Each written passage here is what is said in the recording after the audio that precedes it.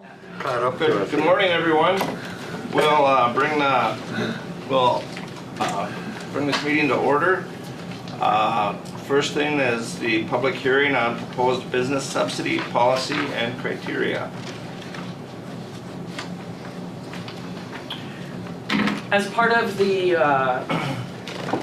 process to provide business subsidies, which include tax abatements, the county is required to have a business subsidy policy.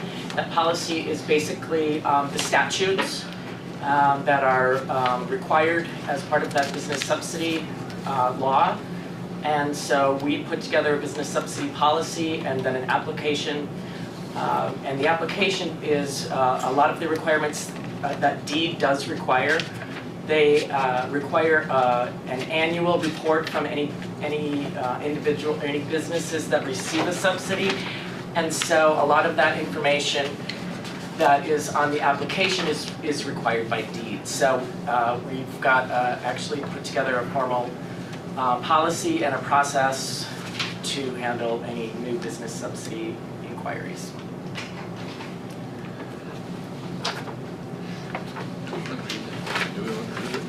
Do we want to read the business subsidy?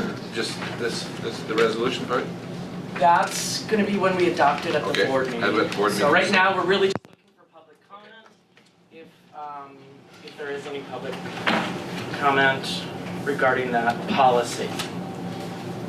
And that policy has been reviewed by Attorney Joe Boyle. Do we want to bring Paul? Unless he's got public comment? He's not public. He's a well-known entity. What else do we need to do on this? If there's no public comment, I guess that we can go ahead and close the hearing. Just say hearing none. Okay. Okay, there's no public comment, I guess, on this. So if there is none, then we will close public comment and close the hearing. That was quick. Yeah. That would be at least. No, we've got till 9:30. No, we'll wait till that. Good morning, everyone. We'll bring this meeting of the Koochiching County Board of Commissioners to order. First thing we'll do is stand for the Pledge of Allegiance. I pledge allegiance to the flag of the United States of America and to the republic for which it stands, one nation, under God, indivisible, with liberty and justice for all. First item on the agenda is to approve the proposed agenda with additions or deletions. Mr. Chair, I have one correction on the agenda. The second page, following recess meeting, reconvened, there's a wrong date. It's June 20th at 6 p.m. for the Board of Equalization, not the 21st. See that? Motion with the correction. Okay, I've got a motion by Commissioner Pavlik, second by Commissioner McBride. Any discussion? Hearing none, all in favor? Aye. Opposed? Motion carried. Approved minutes, May 23rd, 2017, regular meeting. I moved with, I think there's a correction. Mr. Chair, there are 3 corrections. I omitted Nathan Hybo, he was in attendance. I misstated that the Rainy Lake Property Owners Association received a grant from KCDA, and it actually was a grant from the county in November of 2015. And on board motion number 4-44, the top page, the top one of the last page, I had a typo. It's 2017 instead of 2007 when I originally sent those out. Okay. Apologize for those. And I've got one correction also. Okay. 5-40, the meeting regarding the sewer deal. In the minutes you had more. It should be Cook. Oh, excuse me. Thank you for that correction. Any other corrections or? I'm just glad you guys read those so thoroughly. Okay. Need a second on that. Was there a second? Was there first? Yeah, I moved it. Okay. Okay, motion by Commissioner McBride, Second. second by Commissioner Skoye. Any further corrections or discussion? Hearing none, all in favor? Aye. Any opposed? Motion is carried. Okay. Personnel business. Notice of temporary hire for boat and water sheriff department. And that was, who was that? Mr. Chairman. Tyler Richards. Tyler Richards, yeah. And next one is approved county personnel policy revision on volunteer emergency activities. I move, Mr. Chair. Got a motion by Commissioner McBride, Second. second by Commissioner Nordby. Any discussion? Attorney look at this? Yes, the attorney did review this, and he did make some edits, which are included in the final that you have. And this will be, I'd like the board motion to be on a temporary basis with a review in 6 months and again in a year. Okay, and those are for people that are doing some extra work, volunteering for fire or ambulance That's correct. activities. Emergency response volunteers, so that they can use flexible time instead of their vacation or their accrued comp time. Just to allow those employees with flexibility. That will also be have to be authorized by their department head, and it's on a temporary basis to see how it goes. Okay, Mr. Chair, but I think I also stated in there that on the ambulance, that was for emergency runs and not transfers. Was I correct in Well, saying that? it could be transfers too. I thought they pulled the transfers out. Mr. Chair, I think for Commissioner Skoye, I think the transfers said that it would be after 2 o'clock, they would not take anything. Okay, before okay, 2 o'clock. yes, okay. So, and I Yes. think our policy is more than fair, and it allows our employees to help the community. Okay. And I had a motion and a second on that, Yeah. right? Okay. Any further discussion? Hearing none, all in favor? Aye. Any opposed? Motion carried. Financial business. May vendor payment, financial, pay the claims. You're not here to do it. I know. Okay, I'll move. Got a motion by Commissioner Pavlik, Second. second by Commissioner Nordby. Any discussion? See, we miss you when you're not here. Yeah. Okay, is there, I had one question. There's one on page 108 of the claims, or page 37, I mean, it was number 108. DNR, do we pay, do you have an idea what the overtime and, I'm sorry, which claim is it? Courthouse claims? yeah, I think so. And the number again was It was on page 37. page 37. My pages are different. Okay, number 108. 108, okay. Minnesota Department of Natural Resources, and that is actually coming out of 280. I will check on that. Okay. I don't know what that's for. Yeah, I'm just curious as to why we're paying. It's reimbursements for something. Yeah. Okay, and actually this is an O2 fund, and so what that means is that typically those are all of the grant funds where we don't have budgets for the O2 funds. The money comes in and it comes out, so I'm sure, It's probably grant related then? yeah, I'm not sure what Fund 280 is, but I will find out for you and get back to you on that. Okay. Mr. Chairman, Jenny, there's another, I see several more claims keep coming through for the transfer station fire Is that being pulled out separately, so we're actually tracking how much money we're paying versus the insurance money we collected? Yes, we have a separate fund code, or a program code set up for the fire with the money coming in and the money going out. And I will give you a report on that at the end of June. First part of July, there'll be the second half financial, which will separate all of the income and expenses out for the. Thank you. Any further discussion? Hearing none, all in favor? Aye. Any opposed? Motion carried. Authorize board chair to send letters of appreciation to Governor Dayton, Representative Eklund, and Senator Bach for their support. Mr. Chair, I asked that this be on the agenda. I can't tell you what a good job. I mean, it was extraordinary what they were able to do for the community this year, and they certainly deserve the credit and recognition. I want to add that there were other legislators and lobbyists, and I mean, I can go on and on, that we all work with that did an extraordinary job too. But I mean, at the end of the day, our ability to get the funding we needed was in jeopardy, and these folks came through. So I mean, I will gladly offer the motion to send a letter of gratitude. Okay, got a motion. Got a motion by Commissioner Pavlik. Second. Second by Commissioner Nordby. Discussion. Governor Dayton came through at the end there. That was It was critical.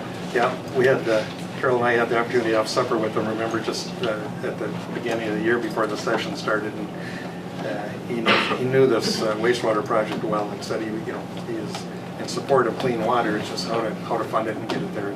So in the end, he came through, and that was critical. Commissioner Pavlik. And I think it's, Right. yeah, I'm close. I sit next to Commissioner. I think it's important in the letter to also show appreciation for the funding for the airport. Yeah, there were a lot of projects. Yeah, Okay, we did very well. any further discussion? Hearing none, all in favor? Aye. Any opposed? Motion carried. Authorize board chair to send Citizens for Bacchus AB a letter of support for USDA grant application. And I see Ward sitting out there. You want to come up for a minute? Okay. Should we move it first? We can put it on the Let's- table. Yeah, I would move in support. Okay. Got a motion by Commissioner McBride, Second. second by Commissioner Skoye. Well, I appreciate the motion, the second, commissioners, and I guess a shout out goes to Commissioner AD here, who tipped me off to this grant way back in December, I think at the logging camp Christmas dinner at Bacchus. And we're seeking funding from the USDA Rural Development for boiler improvements. We're going to rebuild the refractories in the two 1912 era boilers in the building. We expect that'll give us another 30 years of use out of them at least. So that's what we're doing. And we've got other funding hopefully coming from Small Cities Rural Development Grant. Set aside some funding. KCDA is coming through with another $5,000 for the project. So I think we've got the funding well in hand here. And we've got an inspection and a site visit today from the USDA at 11 o'clock. So that's what I'm going to get back to in a bit here. So we'd appreciate your support. We're asking the City of International Falls, Rainier, and Little Fork also for the support. It's important that we show county-wide engagement with what we do at Bacchus, and this is one way to do that. So, Okay, any further discussion? Good job. You got to get that band up here from Duluth yet. we've talked to them once already too. I told Carol, Ward does that. I'll even get a summer concert. I just wonder if either Ward or maybe Ed was around in 1912. You weren't here either, were you, Ed? I was about this tall. It speaks to ingenuity and well-built when you have a boiler that's 105 years old still running. That's right. Two well maintained by the school district and by the staff and volunteers we have now. So yeah. Okay. Any further discussion? Hearing none, all in favor? Aye. Any opposed? Motion is carried. Good job. Okay. Thanks. Thank you, everybody. I'm going to head back for that inspection too. So Thanks, Ward. appreciate your support. Thanks. Thank you. Adopt a resolution for business subsidy policy and criteria application and process.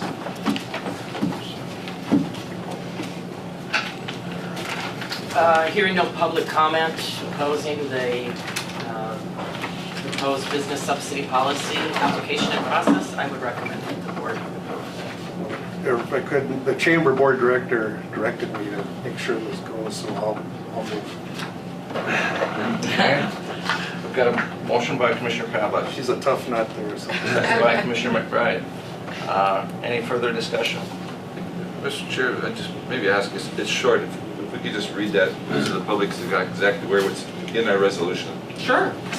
So Jenny, could you read that? I will.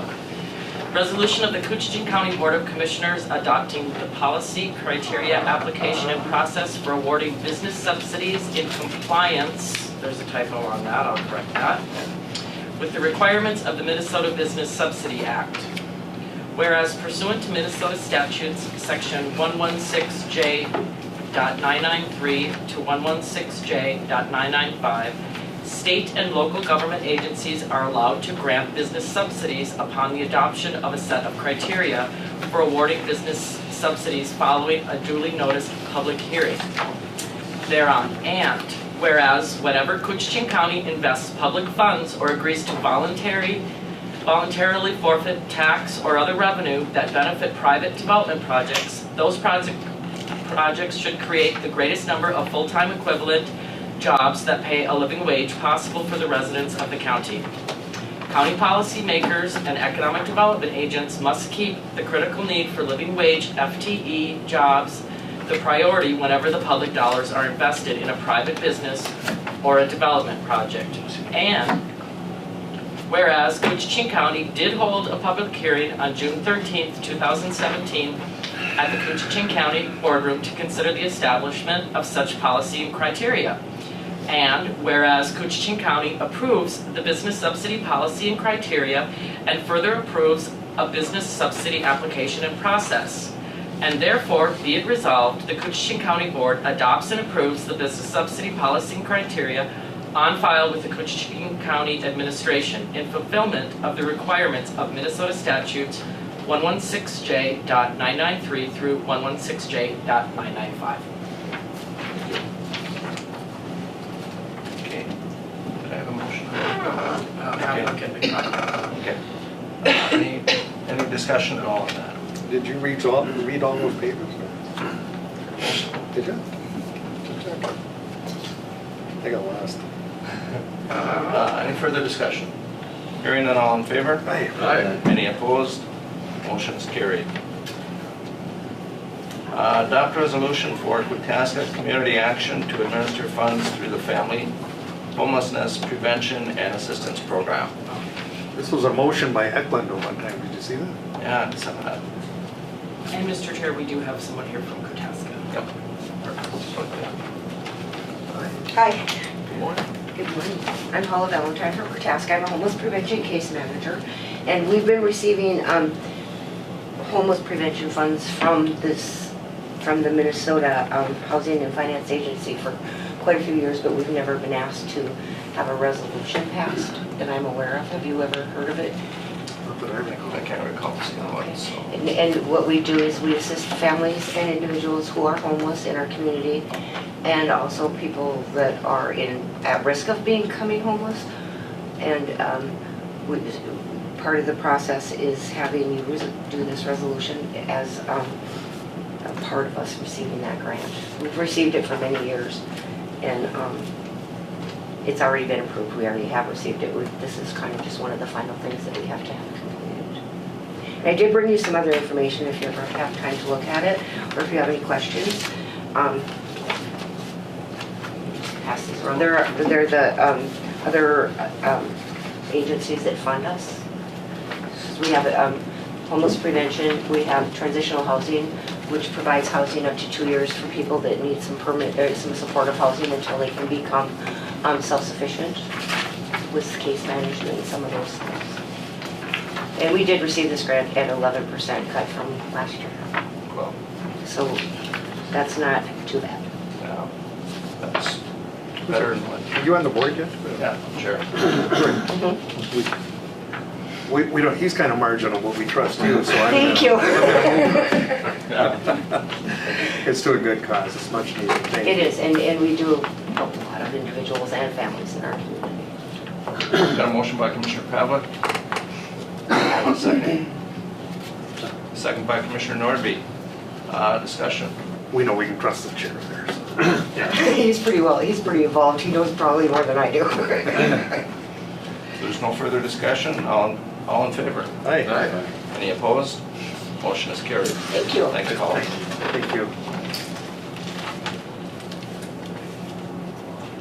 Adopt resolution for DNR to purchase and administer state school trust parcels. Yeah, there, There you go. we should have, we should have Nathan too. Is he aware of this? Yes, he is. I talked over with Nathan and filled me in, he explained everything to me. Hi, I'm Larry Peterson, the Mineral Wildlife Manager here at International Falls. Welcome. We always see eye to eye with the DNR and everything. Most of the time, maybe. Sure. Mr. Chair, just for, well, to start, I will move adoption of the DNR purchase administer state school trust parcel. I know we've had this discussion with Nathan Ivel, and I believe that he's went through all the issues, all the parcels, and we went through, I think, most of them right here at the board. Yeah. So I would move for adoption of the resolution. Okay, I've got a motion by Commissioner McBride. Second. Second by Commissioner Pavlik. Any discussion? Anything you'd like to add? or- Question for Larry. Sure. And on these parcels, of course, of what we're approving are all within Koochiching County.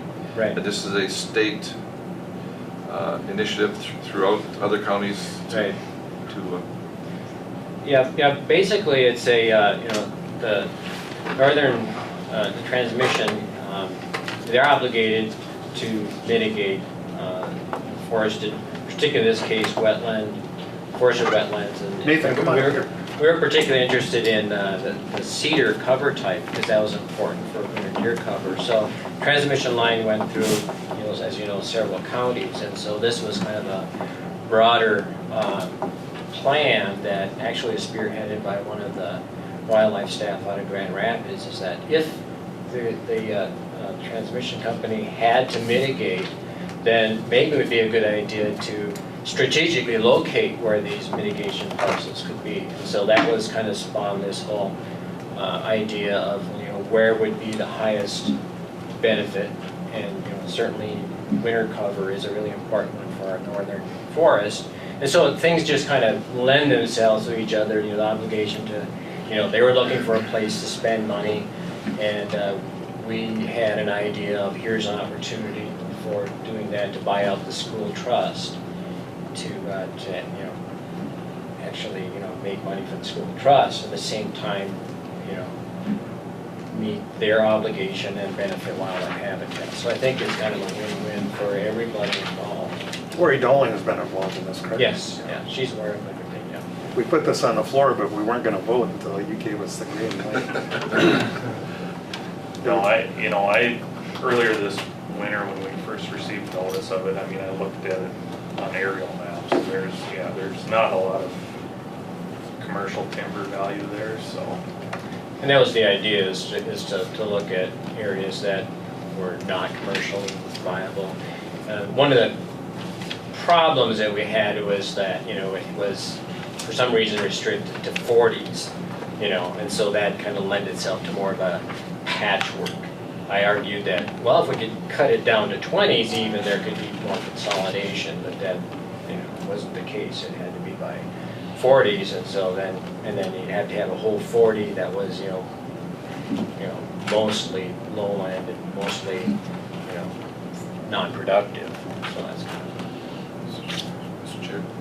Commissioner. And Larry, other than probably commercial logging of these, there are no other restrictions on the parcels, is there? I mean, as far as access or hunting or? Right, yeah, hunting and access, you know, there are restrictions that are, can't do anything that would, you know, compromise that lowland cedar. Basically, that's the bottom line.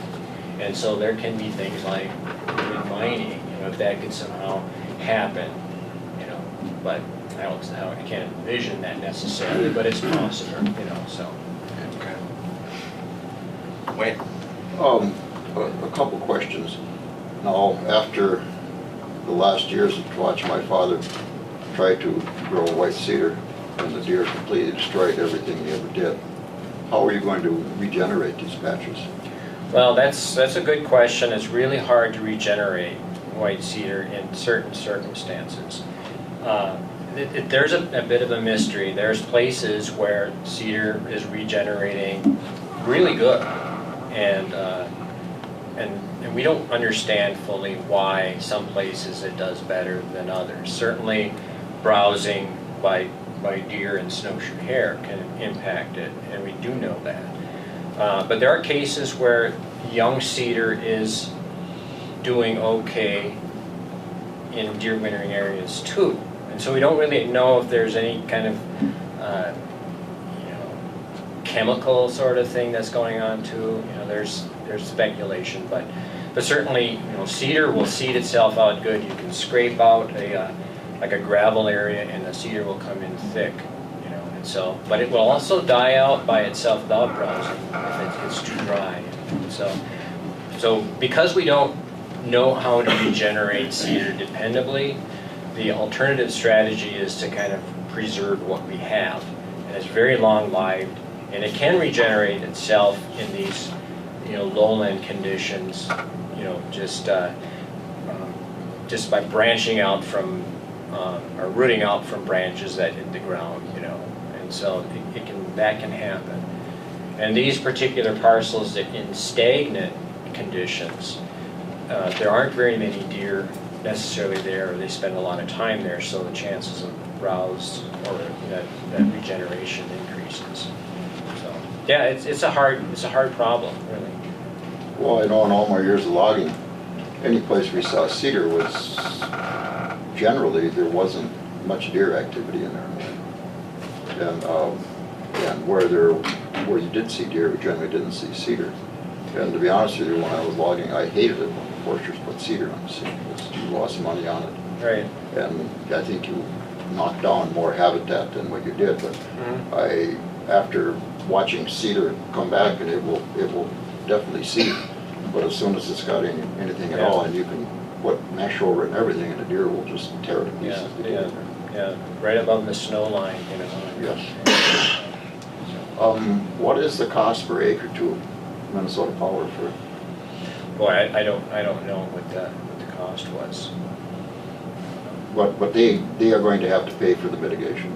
Yes, yeah. There was some amount of money, you know, that they had, you know, they're obligated to spend, and so the DNR had to find a certain number of acres between the three counties to meet that. And so we kind of went through this sort of filtering process to get to that. So. Any further discussion? Okay. I've got a motion and a second. All in favor? Aye. Any opposed? Abstain. Okay. If anything goes wrong, we'll blame Nathan. Right. I think it's a good deal. Then my reasoning for abstaining is just the partner that will never be harvested. I have a little problem with that. I couldn't vote for something that would block something up like that. But I think it's a good project. Okay. Well, thank you. Thank you. Thank you, Nathan. Nathan and Larry? All right. Adopt a resolution requesting 2018 bonding funds for Grand Mound site capital improvements. Yeah, Jim, come on up here. If you're okay with that, Mr. Chairman. Yep. Took the words right out. Bob, come on.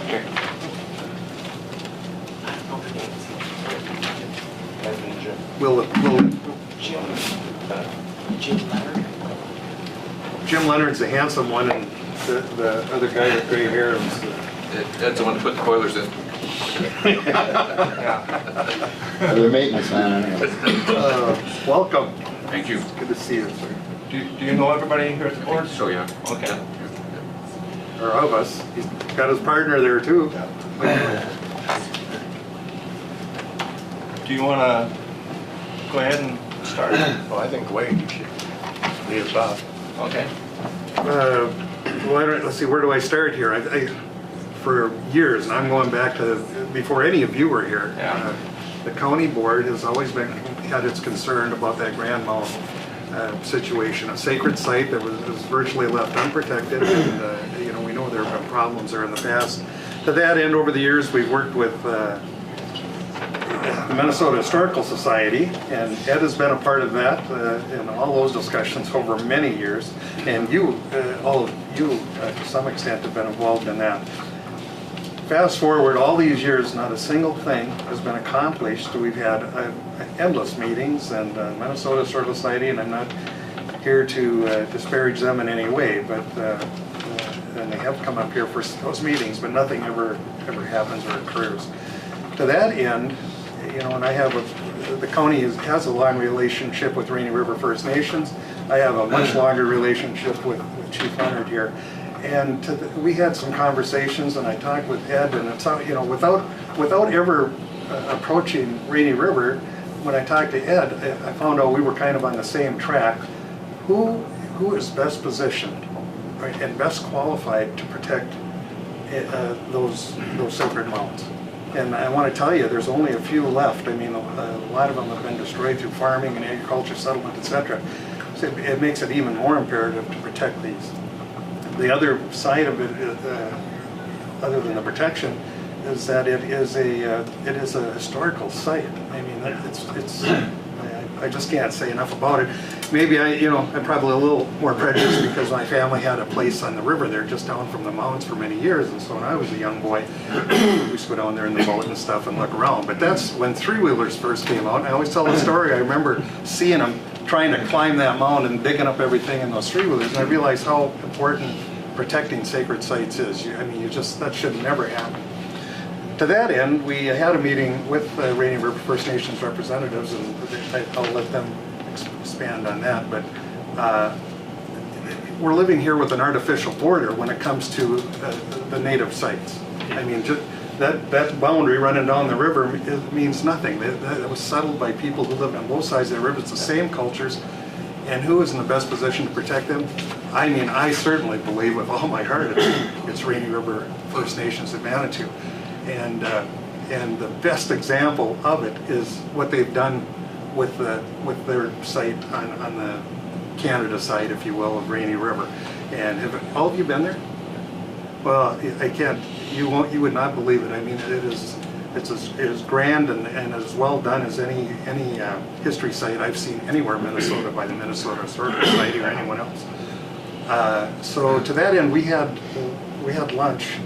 And I'll let Jim.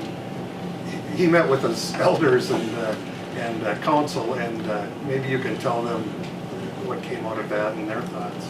Well, just to give you some more information, we've been working with the site with Wade and some of the county commissioners for many years, and we've been involved in the discussions leading up until today. With the Minnesota Historical Society over this past few years, and their plan at the time was to open that site. We really didn't agree on how they would open it, but the agreement was we would open it. I think in 2018, 2019 it was the plan. We went along with that plan begrudgingly because they wanted to have an office open at the college, so there would be no 24-hour supervision there, or even 8-hour supervision. They were planning on just demolishing that building and basically having a self-guided tour there, which we weren't really in favor of it, but it was better than nothing. So that was up till a few weeks ago, and there was a meeting at the Black Bar Casino. Okay, where society called a meeting together, and for whatever reason, and I really don't know at this point, is that they changed the structure of the Minnesota Historical Society. All those people that were involved in the planning up till now are all gone. And they've developed another committee of some sort, made up of tribal leaders from tribal people from the state. And at that meeting, a lot of those tribal people were there, didn't even know where the Grand Mound was, and had never visited, and probably never will in their whole life because they're from the south. And basically what they were saying is that the direction they were taking is that they were going to close it down forever because they think it's a sacred site and it should be not accessible to the public. Well, I was taught and growing up that the only way to protect something is to share it and have the whole community, the whole region participate in sharing it, and that's what we do on the Canadian side. You know, sure, it's a sacred site on the Canadian side, but we welcome people from all over the world to come there and visit and learn about the culture and share, and so they feel an ownership to it. And that's what we're trying to propose here. So with this new direction that the Minnesota Historical Society wants to go, they're proposing that they go across to the state and do consultations. But they've already, in our mind, has already got their mind made up. They're going to shut that place down and they're never going to open it again in the foreseeable future. So from our last meeting last week, we met here, and I said that I'd go and visit some of the tribes. And I was in Red Lake yesterday talking to Chairman Siki. And he has very little knowledge of the Grand Mound. So for them to support, their knowledge was that, you know, from 10 years ago where we were going to open it somehow, but this new news I gave him yesterday, he was quite dumbfounded, and he really didn't have any answers for us. So what I propose is I'll do get him some information, do a paper to give him. Tara, our Montague, our mounds manager, our development on the Canadian side, got a hold of White Earth, and they're in the same position.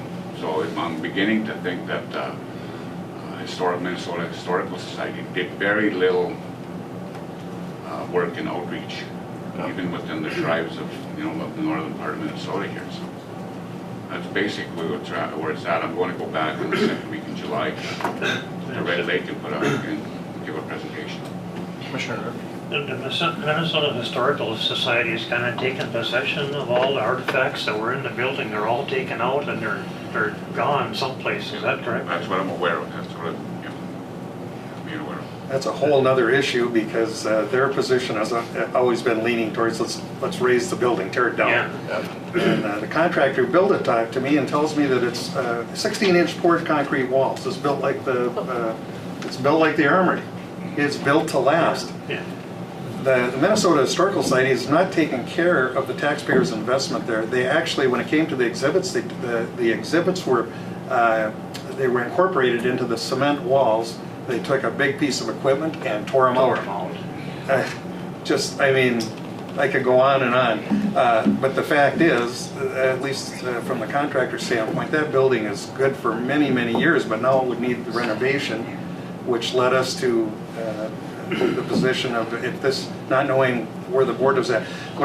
We've only had the preliminary discussions, but we know that if we're going to be able to do this, and I think the only way we can ever protect and preserve that site is to do it in a cooperative manner with the people who have the interest in making sure that it is preserved.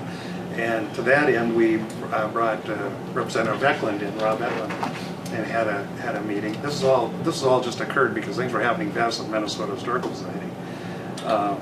But Rob suggested, if we're sincere about doing this, let's get something in the state legislature from our part so that we would be able to work with Rainy River First Nations.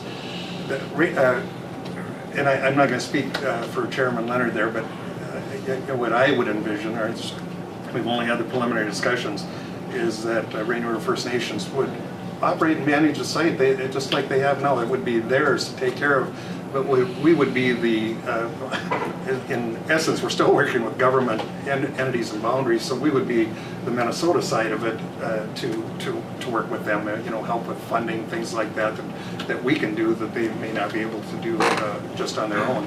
And gives hopefully the Minnesota Historical Group some comfort in knowing that it's going into good hands and that there is some government involvement if they feel strongly about that. I can tell you this, that in their entire budget, anything for Grand Mound is absolutely last, which means it's not, those improvements aren't going to happen anyway. And I think I agree, that's everything I heard from them, that's where they were heading, is to maybe have a position at Rainier River College to talk about it, but nothing on site other than perhaps a small building there to get on the weather. I've recently had some people approach me that are very emotional about that building. Yeah, it sounds a little extreme, but they told me that if they're gonna tear the building down, we're gonna lay on the ground in front of it. So there are some people that feel real passionate about saving that building. Well, if I could paraphrase Chairman Leonard here, when he talked to his elders in council, they said, "Oh, those are our people protected." And that's how strongly they feel. Commissioner McBride. Just a couple comments, and one is, talking about the preservation of these sacred sites, and every year I go to Wisconsin Dells, and I played golf over in Baraboo, Wisconsin. The golf course runs right through the burial mounds, and to me it is terrible use of a sacred site as a golf course. But if we were to apply a bond, or put in for a bonding request and to receive the money and to upgrade the building and get it open, how are we going to support it? How are we going to keep it running? Is it going to come back to the county and to Rainier River to support it and keep it running? We talked those plans. Do we have any idea what it would cost, where the funds would come from? That would be my only question, because I hate to spend bonding money, get it all fixed up, and then have no support to operate it. We'd be right back where we're at. So that'd be my question. And that's, if I could, Mr., is very legitimate. We haven't got that far because everything happened quickly, and if we're going to pipeline, it's got to be right now.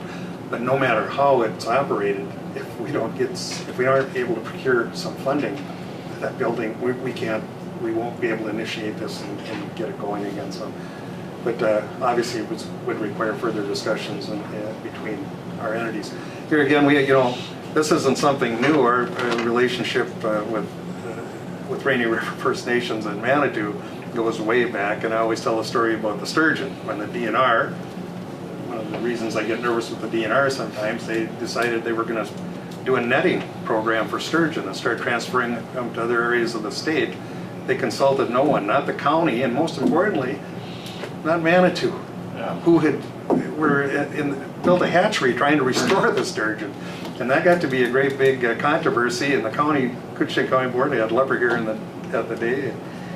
We took the side of Rainier River First Nations, and what came out of that was something good. The DNR agreed from that point, and they've been good about it, that from now on they would never do anything like that without consulting, and not just on the fishery issues. Back then they were grabbing tax forfeited lands. One of the most beautiful farms in Little Fork River. They pulled it out of the tax forfeit. They had the authority to do that. Again, no consultation with Koochiching County. So the SNAs was another one. They were putting those in and not talking to anyone. It was unbelievable how they operated. Well, those days are past. we've healed that with the DNR. But the point being, we have a long history of working with these people, and I really, if we're going to do this, what I'd love to do is get the board down there to see what they've accomplished. It's just unbelievable, and they're to be applauded for their efforts. Commissioner McBride. Just one more question for Chief Leonard. Like you said, you were going to have discussions with Red Lake, and as Boys Fort has land in Cooch County. Have we talked with Boys Fort too? Not at this point. I have spoken to them a couple of years ago, so they knew what was going on. I will be talking to them. And also, Leech Lake is aware of what's happening. Red Lake discussed with them the last few days. So all the four closest seem to be on board, they just want more information. And they have similar concerns to what you're saying. So once we get it going, how we're gonna operate it, so. And I can understand, you know, say the White Earth or the Mille Lacs. I mean, obviously it's a little ways from out of their realm, and but if we could get support from everybody up around. And I'm hoping to work on that in the next couple of weeks. Or one other thing, if I could, Mr. Chairman. No, I did receive some concerns about, is this tie up our bonding and stuff. This is, we're doing a request for amount of money, not the specifics of the project yet. It's just to get us in there, but bonding applications aren't done, but you're always better to get in early, you know, if you've got a, well, here we do have a project that definitely is urgent and needs attention if we're gonna do it. And to Brian's point, yeah, it needs more conversation, but the bonding piece, we have to act on. What was the deadline yet? I can't remember. Friday. It's Friday. Friday. Yep. So, which is why, that's why we're here today, and it's critical. I mean, I will just finish with this. We have worked diligently on this for all these years. I don't care what they say today, we've heard it before, nothing is going to happen other than, I agree, I think their goal is, it's a headache, let's close it, lock it off, and, you know, and is that a loss for, I think that's a loss for everyone. Commissioner Skoye.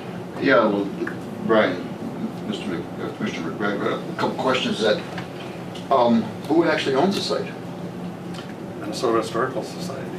And I guess my questions, we'll have to look at this, but can the county give money to them? I mean, what's the legalities involved in this? And if we do take it over, it goes back to who's gonna staff it and fund it. I mean, so as far as the resolution's one thing, but I think we are gonna have to have some kind of plan going ahead on how we're gonna, or what we're gonna do with this. We all agree. Ed? Or just, it's a very unique circumstance. It's a state park as well as a historic site.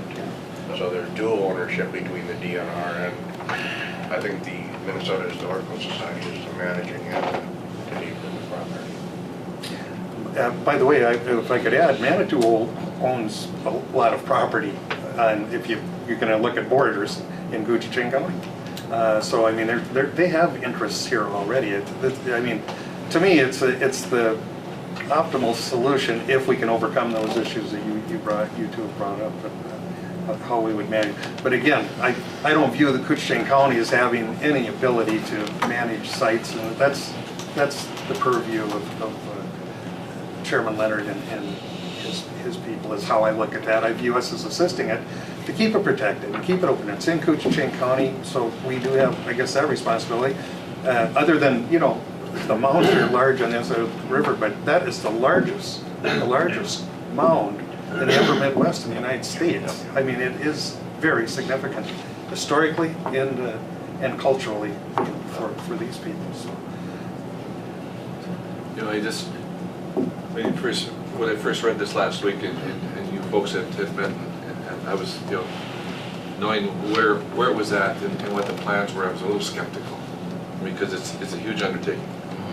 But if the passion's there, and I can kind of see that passion, it's worth trying to go forward with it and try to rejuvenate and revitalize it, and then we'll see how we keep it.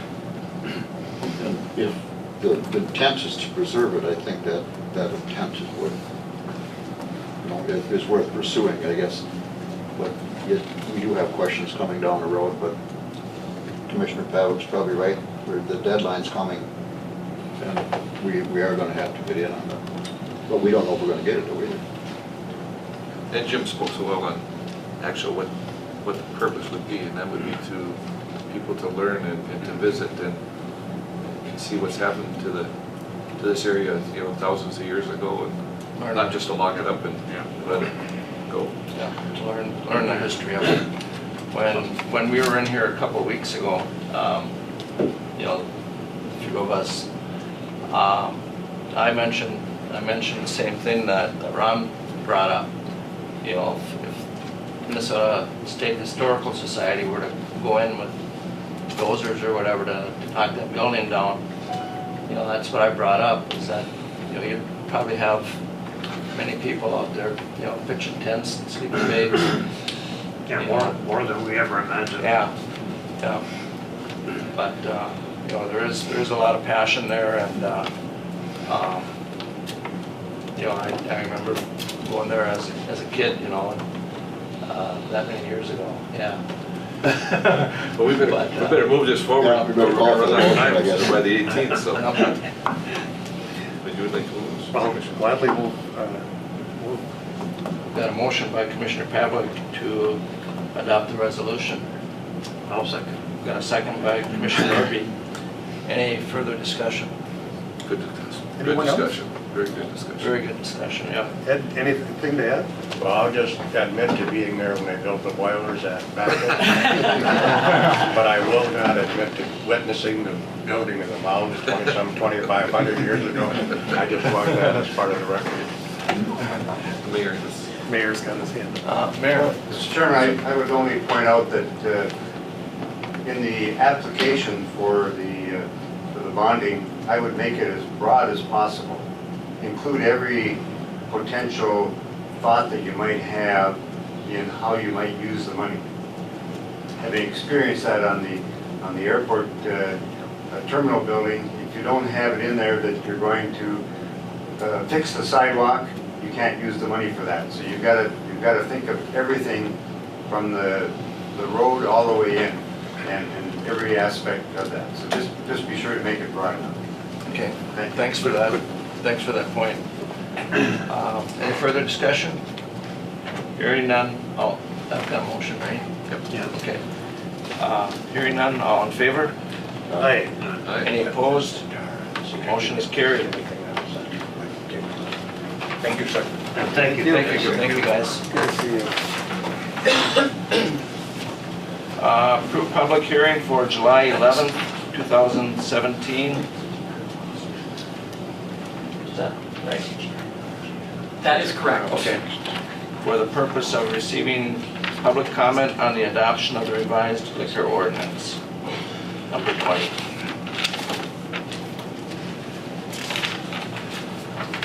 Mr. Chair, Betsy's here, she might give you some background on that. Betsy's in charge of our liquor. We need all the help we can get. Better I will move for discussion. Yeah, I'll second that, because that's a state statute. Yes. You must have read your Robert's Rules of Order, put all these motions out quickly. I've got a motion by Commissioner McBride, second by Commissioner Skoye, to approve the public hearing. Go ahead. Okay, so the one thing that I think we have to think about is this going to affect the July 1st date that everything goes into effect for the state? Will that affect our county? Now, like I know Duluth, when they're not going to be selling liquor on Sundays until July 15th. Because, and I know the city here, you guys are acting on it right now. Are you expected to be ready by July 1st? Yes. Mr. Chairman, we'll have our second reading of the ordinance on June the 19th. It will take effect on July the 2nd. Okay. That's the first Sunday that would July. be possible. Okay, thank you. So we've kind of set the public hearing for July 11th, which is our next board meeting after next week, because we have to have 10 days to put it in the paper for the public hearing. But there is an option, I mean, if you wanted to do the hearing earlier, then of course we'd have to set a special meeting for it. I just wanted to point that out. Is July 11th the board date? Board meeting date, Yes, correct? it is. And we could act on the resolution after the meeting Yes, if we there was could. no opposition. Right. And that was my fault. I saw that the city was doing that, and we should have acted on this probably last month and had the public hearing, so it was on time. Although I think we talked with our county attorney, and if liquor stores do choose to be open on Sundays within those hours of the state guidelines, I don't think that that's going to be a problem. I believe the way the law was passed, I mean, there's some flexibility on the timelines. It's not real firm that you have to have it by July 2nd. I mean, Right. I don't think there's just many each- communities and counties that are gonna come on board or at different times, and there's some flexibility. There is flexibility, because it's up to each individual county and city to take action on their own. Because you could refuse it right now, but a year from now revisit it and then adopt an ordinance, I would imagine. So by us being later on this, it's only going to affect the off-sale premises that are outside of city limits, because the city sets their own. Am I right in that assumption? I would say you are correct. Commissioner Pavlik, did you have something? Well, the resorts and stuff have it. That's one of the reasons the city of Island View was incorporated, and of course, you know, that's gone by the wayside. But I guess my question is, have we had any inquiries from, or any of you from owners? You know, I mean, my only concern, are we putting anyone at or do they feel like they're being put at a disadvantage by us not acting quickly for the 4th of July or something? I don't. We've had one inquiry, and that's from Rainy Lake One Stop. Steve did. Yep. That's the only inquiry that I've seen so far. I don't know if Jenny's got any. There were ones that I was thinking of, you know, outside the city limits. So Exactly. the junction may be, Yeah, but the other ones I think are mostly inside the city limits. yeah. Why not is out there. They'll be Oh, concerned. yeah, I'm not sure why not too.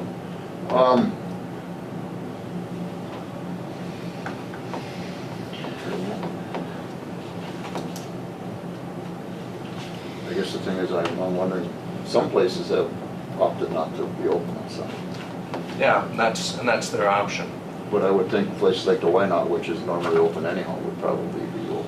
They probably wouldn't mind being open on, being able to sell on Sundays, sure. you know, 'cause You know, this issue has come before us in the past, and that's why I was curious, because the owners were divided. Some definitely wanted to open Sunday, others said that's, especially at mom and pop, it's their only day off, you know, Yeah, so yeah. we heard it both ways, Yep, actually. absolutely. But- But just because we pass it doesn't mean that they have to be open on No. Sundays. so- Exactly. But it is their option, it's an opportunity to make more money, so. It's up to them to look at the return on investment. Is Yep. it worth staffing it? Yep, exactly. Well, it looks like we're kind of set up for the 11th, I mean, so Okay. if we're gonna do it, that'll probably be that gives us time for the public hearing. Okay, any further discussion? Hearing none, all in favor? Aye. Any opposed? Motion is carried. You're the liquor board. You're the liquor board. Well, I just kind of keep it organized, I guess. Thank you, Betsy. Thanks. Thank you. Williams School update. You're doing really well. Commissioner, you're keeping us right going there. Working on it, Good for you. and your handouts. Zip it up. I see Ed brought us a picture of his house, that's his bedroom. I got some new ones. Well, you got them in color now. Yes. You can really see what you're doing. Thanks.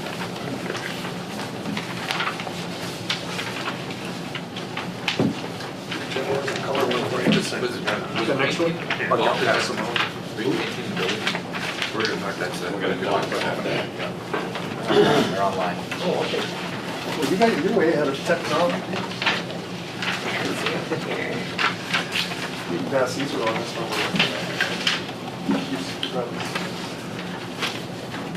It's a school Ed went to. So Koochiching County.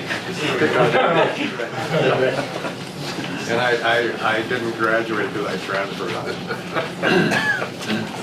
But what you have in front of you, we showed you at our previous meeting the foundation and the repair of the foundation.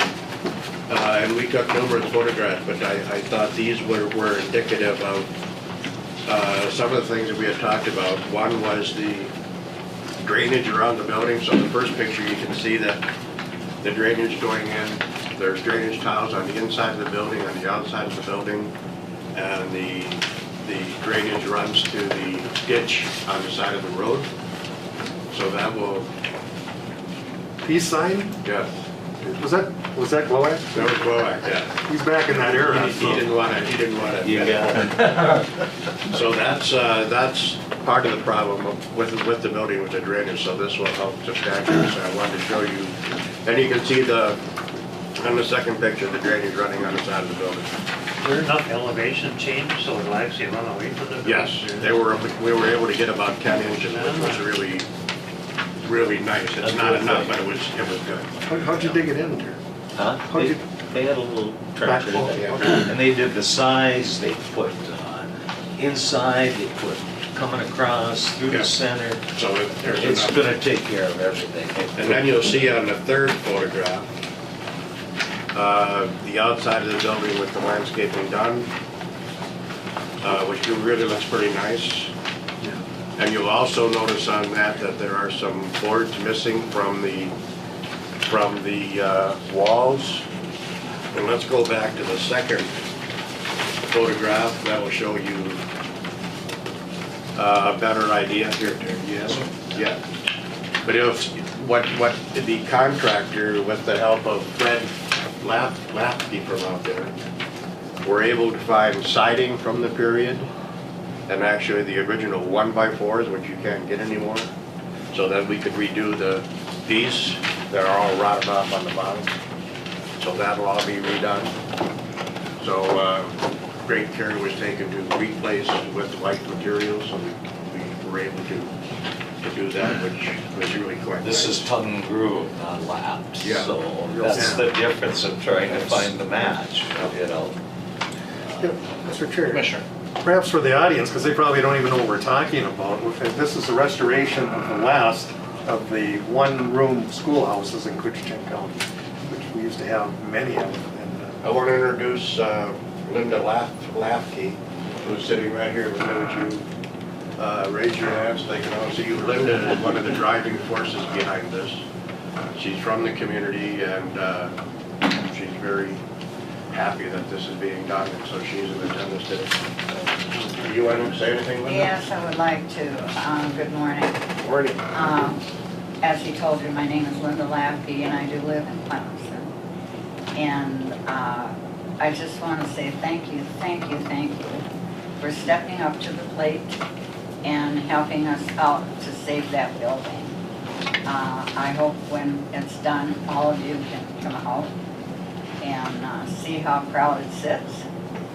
And like I say, we're just so excited. And the construction crew who has done the work and is still working on it have just been exceptional. When they took that floor out, I could not believe it. I stopped by and they were actually cleaning each board. I could not believe it before they went back in. So, no, they've been very good. Well, we will be there for sure. I hope so. Sorry, you folks can coordinate it when it's done. I mean, we could put that board out there. And we were able to, get some outside monies and stuff to do this, and I mean, it's I'm good. like you with the mounds and all that. Yep. As a young person growing up, I remember the Farmers Union meetings and the 4-H clubs and, hunting for snipes. I don't know if you ever did that.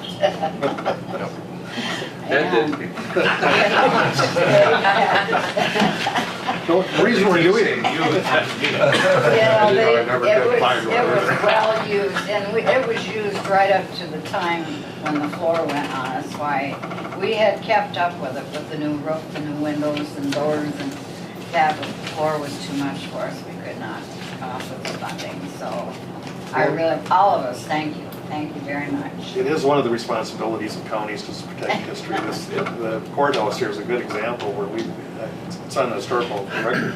But anyway, the reason we're doing this is because when Ed retires, we lose our firsthand, relationship to this old history, and so we had to preserve some. Yes, he and Jerry have been a great help for me, because I can't drive up here all the time for everything, so. Well, he's been on us, I can tell you that. Well, that's great, thank you, Linda, for your involvement. One thing, I know in the drainage that eaves troughs were not permitted. Can that be something that I checked with the consultant. that could be petitioned or something to help restore it from now on? I think I talked with the consultant, Wade, and he suggested we try this and see how this works. Mm-hmm. And if this happens to alleviate part of the problem, to stay with this before we even open that kettle of worms. Because once we open that issue, then there's all kinds of things that are going to come in from both sides. And I'd rather not get started with that until we see if this solves our problem. Okay, but I know that the set of eaves on there would definitely. But I think talking to the contractor, this seems to Yeah, we've got a nice taper coming off the building now, you know, the way we built up the sides, had it built up, it really, you know, we've got a nice shed off, and we're hoping that'll take care of that part of it, so we don't have to put the raindrops on like we talked about.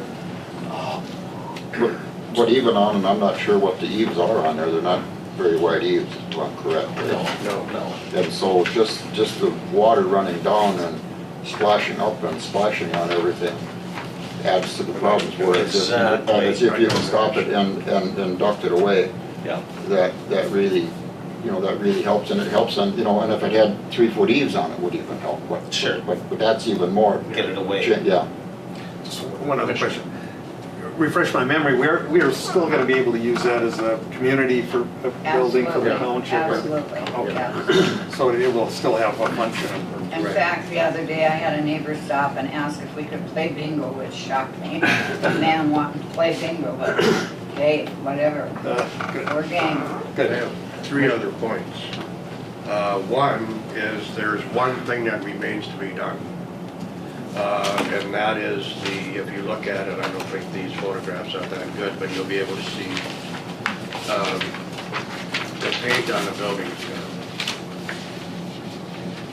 And it's peeling off, and it needs some tender, loving care. So Terry and I talked about this with the contractor. And one solution would be to get someone in there and power wash that, clean it off good, seal all the cracks, and then prime it good and put a good coat of paint on the inside and outside, and then we'd have a pretty good structure.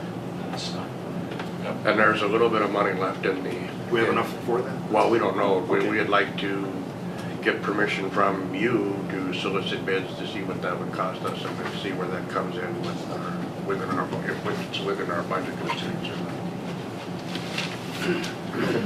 Wasn't the Historical Society supposed to start contributing to this now? As soon as it gets on the National Register, that won't be for another 1.5 years.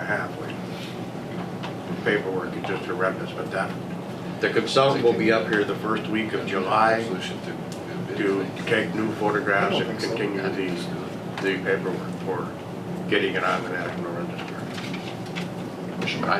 I just, with Commissioner Pavlik, I don't really think we need the resolutions for permission for you to go solicit a bid on that.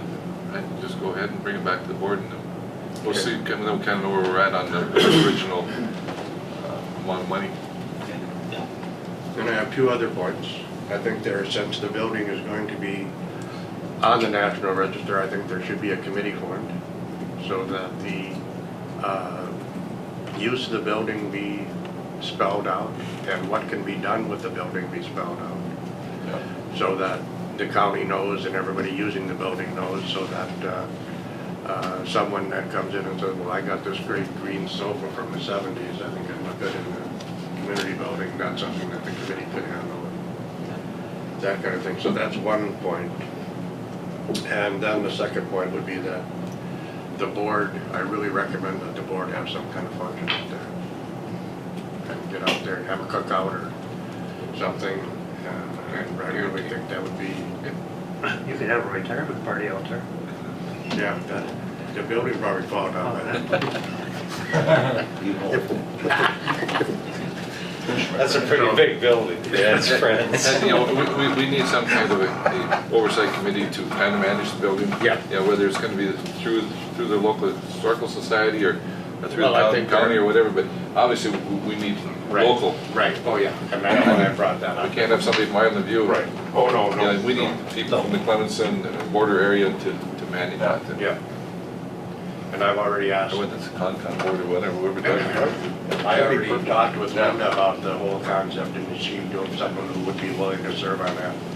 But I think there should be some kind of liaison between the county and maybe somebody with the Historical Society. And it's just a small group, because you know, you don't need a large group to do that. But it'd be nice if there was some kind of liaison between the county and the committee. That's what I was thinking too, somebody maybe from the Concon. Linda, you think it'd be better to have a separate group or to use the Concon board too?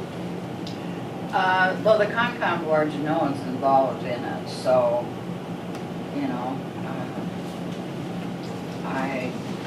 I guess we should probably, stay with Concom, because that's where a lot of our funds come from. Yep. Yeah. We have to straighten up now. Our county attorney representative is here.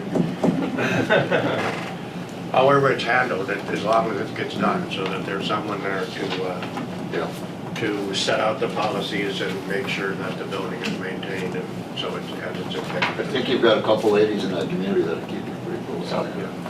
So the board will come out there and have, of course, if we come out, it's not a function, it's dysfunction, but we look Hey, forward you're to welcome anytime. it. Well, get it set up, you guys, then we can go and then. Okay.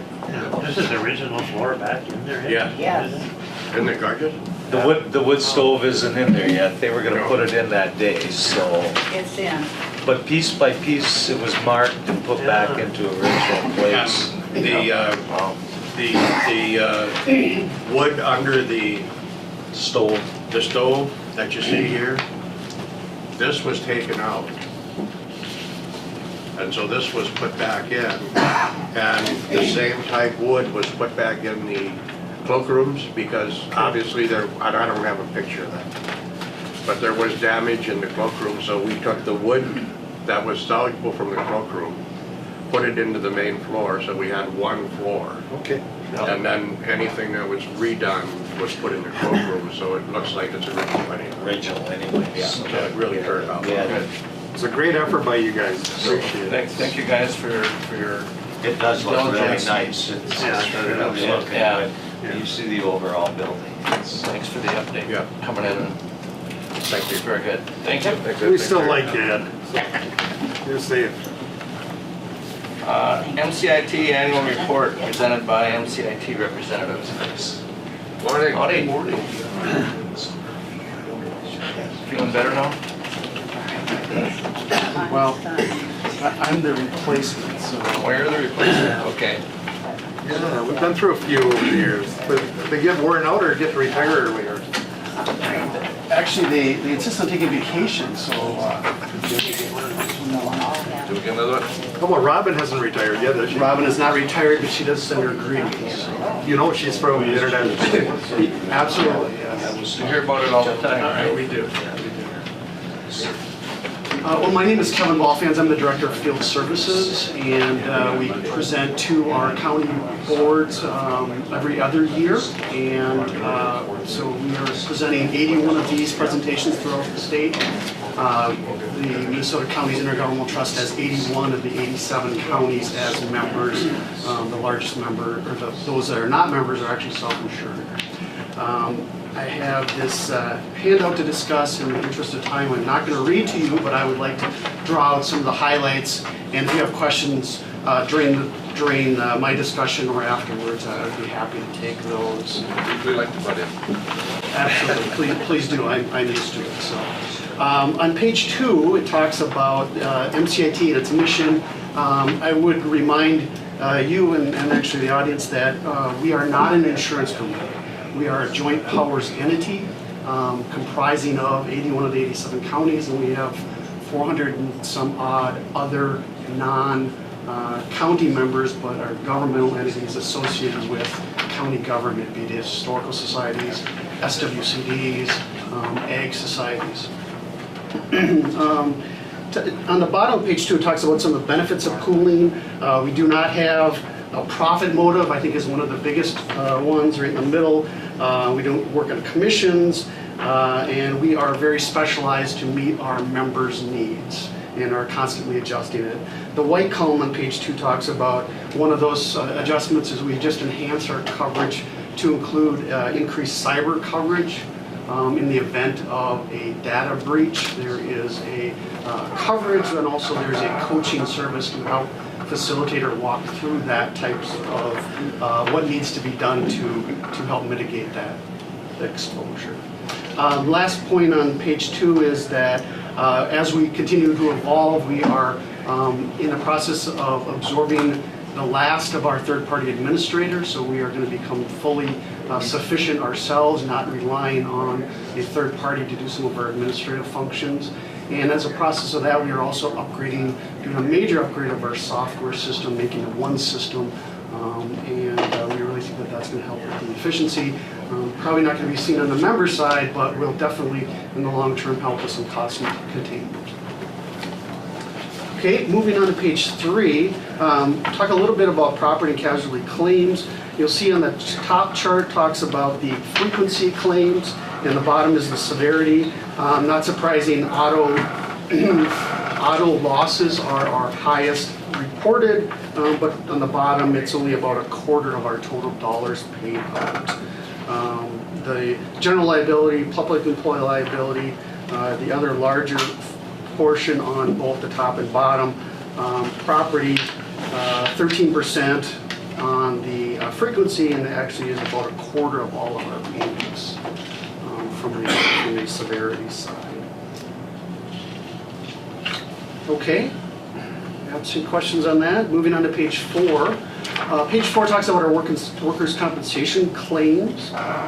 You'll see that, and these are claims as a whole, this is not specific to the county, but our claims as a whole includes 32% sheriff jail operations and 18% highway, so that's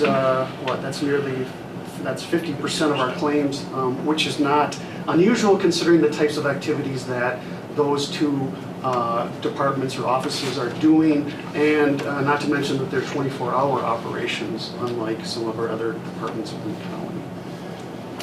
Severity is on the right. Again, this one breaks up very similar, unlike the liability, but the severity falls in place actually very similar to the frequency.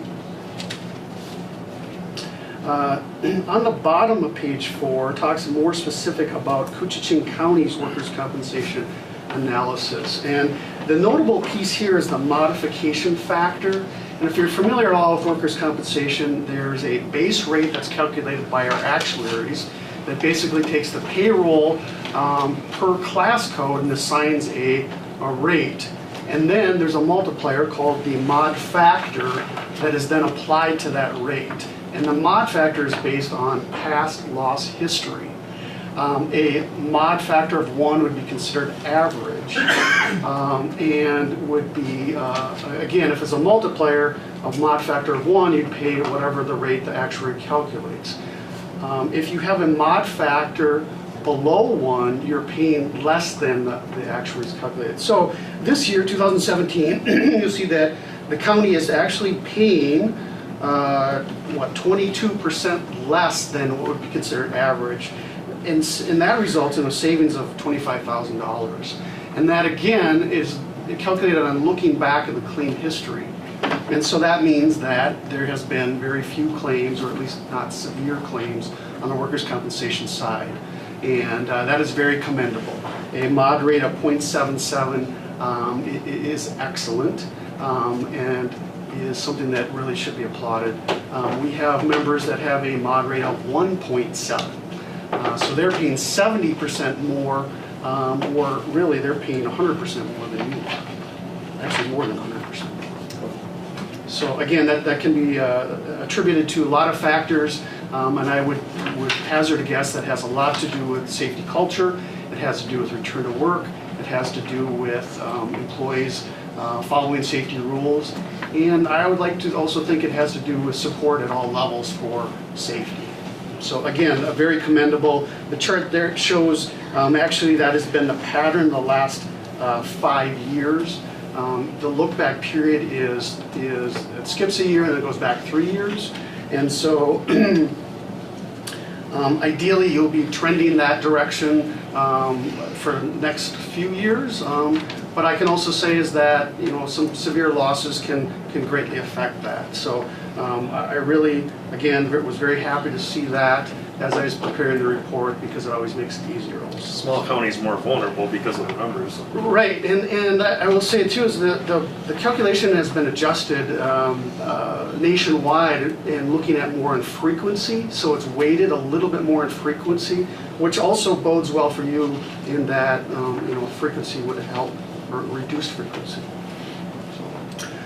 Okay, page 5 talks about our the contribution rates. Our rates for 2017 have decreased by on aggregate 0.6% on the property casualty side and 6.5% on the workers' compensation side. That's throughout the trust. That is, again, good news. It speaks about the loss history of the entire trust as a whole, and also can speak of the competitive nature, at least on the property casualty and reinsurance side of insurance right now. The bottom, page 5, talks a little bit more about reinsurance rates. We do purchase reinsurance. Basically, it's an insurance for us that we can cap our losses, total cap losses. We work with Munich Re on the liability side, and we've just switched to the Hartford on the property side. We are required by state law to work with the state of Minnesota's WCRA, Workers' Compensation Reinsurance program for the reinsurance on our workers' compensation lines. Everyone's favorite topic, bottom corner of page 5, is the dividend discussion. You'll see that the total dividend in the one column that MCIT returned from 2012 to 2016, you'll see that that is actually decreasing. That is decreasing because, in part, a lot of our financial products have matured, and some of those rates, favorable rates that we had early on, we no longer have. And so also there was an effort by our board to return as much funds to the counties as possible. So as our bucket gets smaller, we have less of ability to return more, and also are making less on those funds that we do have set aside in reserves. So I think that trend is not necessarily bad news, but it is what it is. And you'll see on the column on the right is what Koochiching County's portion of the dividend has been historically the last several years. Just one point is that when we look at dividends, we look backwards, and to see how well our members have performed and if it is prudent, fiscally sound to give a dividend. When we're establishing rates, we look forward to anticipate what types of claims we may have in the future. So they're very independent things. So if you ask me what your dividend will be in 2017, I will say, if we give a dividend, I still couldn't give you an answer. So. Okay, moving on to page 6. Page 6 talks about some of the resources that we have available to try to help counties in their risk management efforts. Consultative services, we have a loss control consultant assigned to this area, Deb Sletton. I don't know if you've met or worked with Deb. I know that a lot of the county staff have worked with her. She provides consultative services, walkthroughs, ergonomic assessments, and trying to help prevent losses. We also just last year added a loss control consultant that does exclusively law enforcement type of assistance, and he is traveling the state and meeting with the various sheriff's offices to discuss things like injury prevention during training operations, which is one of our biggest exposures, as well as driving, another one of our big exposures on the law enforcement side.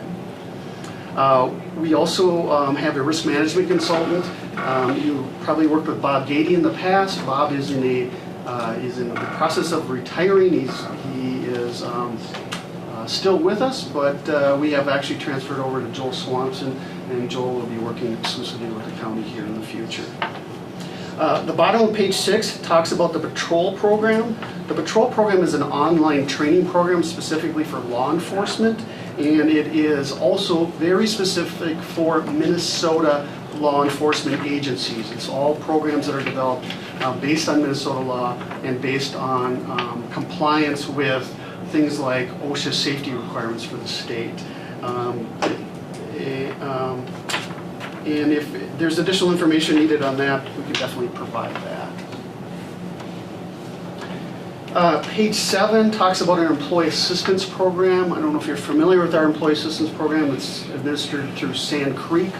All county employees and all employees that are members of the trust have access to the employee assistance program, including elected officials, at no charge, and that is to help with various personal problems or issues that employees may have, to help them address those, and ideally helps in the workplace, making the workplace, well, one, less chance of some type of problems or potential lawsuit, as well as helping make more productive employees. And so I really encourage that be continually promoted throughout the county so that all of the county employees know that they have such a service available.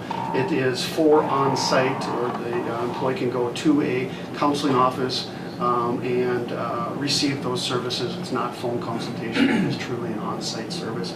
And they work regionally with and send people where it's appropriate, both geographically and topically appropriate. They also, Sand Creek is also providing on-site training where they are providing resilience training, where they're coming out on site and meeting and training with employees to talk a little bit about resilience. And we've found that to be a very valuable and worthwhile topic. Koochiching County's participation in the Employee Assistance Program in 2015 was 2.53% and 2016 2.6%. We'd like to have program-wide about 4%. That's kind of our benchmark of where we feel we're getting value out of the program. And so that there's nothing really notable about these numbers, good nor bad, does tell me that it is being promoted at least. So that is good. Also, defensive driver training. We have defensive driver training available, both an on-site version that is typically taught by retired state patrol troopers. It's a 2-hour nonstop training program, which we always have excellent feedback about. We also have an online version that's more like a half-an-hour online version for those staff that aren't able to attend a on-site type of I've taken that, and if you get the opportunity, it's worthwhile. Yeah, he does good. He does a good job. Yeah, we always have very positive feedback. Additional resources, just real quick, you all receive our bulletin. We also have statewide training seminars. We present sessions at the AMC meetings or conferences. Our website has a lot of our past publications and a lot of resources available. I would encourage not only you but the county staff to access the site and look for some of our resources as topics come up. Also, real quickly, all MCIT members are automatically members of the Minnesota Safety Council. We purchase a membership. We are, by default, their largest member and have access to their resources also at either no charge or reduced member rates. The final piece on the bottom talks about how members can reduce costs. I talked a little bit about that at the beginning. Supporting safety initiatives, participating in risk management training, training and education of all employees, learning how our coverage may or may not apply depending on the situation, and having risk management review of contracts, joint powers agreements and such before signing, and promotion of safety at all levels.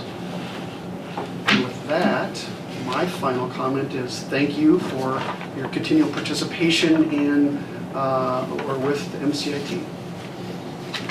Sure. Well, if I die tomorrow or move to South America, I want you guys to know that one of the things you're not covered for is eminent domain, and we found that out the hard way. We were deep into a case. In fact, we were at depositions. Brian's brother was with me in those days, and Chuck Lepper, and to make a long story short, we were headed to court, and when Teresa, on our behalf, called MCIT to make sure we're covered, we're not. And most county commissioners have no idea. That puts your personal property at stake when you're doing something like that. That eminent domain was on the Gold Shores Road. I mean, we had to have the property, and for some reason they decided that, believe it or not, that I designed that road to interfere with someone. I couldn't design a sidewalk, but that's neither here nor there. It put us in jeopardy, and I just think it's something MCIT should make counties aware of, because we had no idea. And Teresa, who at the time was our administration, she was on top of everything, and she didn't know that. So just forewarn you, if you ever get into that, just beware. Other than that, we've had good experience with MCIT. You folks do a great job. Anybody else have any comments or questions? They've always been there when we needed them. Yep. for sure. Not when Lipper and I and your brother needed them. Well, when you're charged with violating civil rights. But obviously, you said, you know, with some of the investments, they're coming due when you were getting 2 or 3%. Now you're in the same boat as everybody else. You're getting 0.5% on X millions of dollars investment. So obviously it shows in our dividend. Correct. And, somebody's making money, and it's somebody. It's not us. Well, we don't have a profit motive either, so. Absolutely, it's not, I didn't Exactly. insinuate that. Thank you for your report. Thank you very much. Health and Human Services. Kathy's not here, so Okay. I thought I would step in and present the RVA since I actually prepared for her. Okay. It's pretty straightforward. In 2016, 2 of the eligibility workers were given a 3rd monitor along with a triple monitor stand, trying to make their job more efficient. They find the need to be in multiple systems, referencing multiple points of data simultaneously. 3rd monitor assists with that. So they budgeted for the rest of the eligibility workers to receive those same pieces of equipment in 2017. And that is what this request is asking for. Money's in the budget? They budgeted for it, yes. I'll move, Mr. Chairman. Got a motion by Commissioner Pavlik. Second by Commissioner Norby. Any discussion? Well, you always seem to get yeses from us, so. Yeah, we're You know pretty how that goes. She's had quite a track record, that's true. Any further discussion? Hearing none, all in favor? Right? Any opposed? Motion is carried. Thank you. You got another one? And I'll let Kathy know. All right, thank you. County Attorney business. Good morning. Good morning. I'm here on behalf of Mr. McGlosky, who's on vacation. We'd rather have you anyway, Mom. Tell him I said that. I will. He submitted 2 REAs to the board. The first one is in regards to the Armory project and the development agreement that was agreed upon with Granite Digital Realty back in February. In trying to finalize the purchase, we've been working with an attorney named Steve Katkoff on behalf of Granite Digital Realty, and we've realized that the county power statute, which is 373.01, requires that we first advertise for bids in the county newspaper for 3 consecutive weeks before we finalize the transfer of title. So Mr. Noglaski is asking the board to authorize our office to work with administration to solicit the bids for the sale of the property. We have an agreement with Granite Digital Realty, and we understand this is more of a formality because we don't anticipate getting any better bid than we already have. So we need to do that to finalize the process. So you need a board action? Yes. A motion by Commissioner Pavlik to authorize county attorney to solicit bids for the sale of the Armory building. Do I have a second? Second by Commissioner McBride. Any discussion? I hope he's at his cabin. He is. Yeah. That's where I'd like to be. too. Yeah. Hearing no discussion, all in favor? Aye. Any opposed? Motion is carried. Thank you, Molly. The second request is to approve a joint powers agreement renewal between the county attorney's office, the county sheriff's office, and the BCA to join in the BCA's essentially computer program, which allows us to access criminal histories, arrest records. It's something that is renewed, I believe, every 5 years. I'm not sure if Mr. Noglaski provided everyone with a copy of the joint powers agreement, but it would be executed by the sheriff, Mr. Noglaski, and the BCA. So we're asking for approval for that, and hopefully we won't have to ask for that again for another 5 years. So, Molly, that's for 5 years, and then it's binding on the sheriff or any other sheriff, any Yeah. county attorney or Yeah, any other county it's- attorney? Right. Contract. Yeah, it's a standard contract with those provisions in it. Got a motion by Commissioner Pavlik, Second. second by Commissioner Skoye. Discussion. Hearing none, all in favor? Aye. Any opposed? Motion is carried. Thank you. Thank you, Molly. Much better than that McGlosky character. Yeah. Highway Department. Joe, good morning. Good morning. Maintenance Supervisor Brad Qualley is joining us as well today. Okay, Joe's dressed up, he must want something. Can't get anything past this. You look good. Okay, first you got notice of hire of junior engineering tech. And what was his name? Reed Pritchard. After Mike Kahoniak retired, we advertised, interviewed and selected Reed Pritchard as engineering technician, and Reed started May 30th of this year. Okay, and then notice of hire of heavy equipment operator.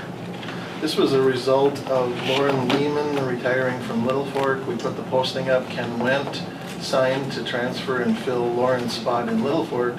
We then advertised to fill the spot vacated by Ken Wendt in the International Falls shop.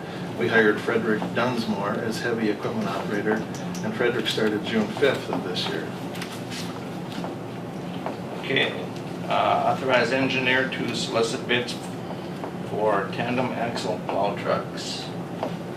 Right, thank you. We would like to solicit bids for 2 tandem axle plow trucks for the highway department.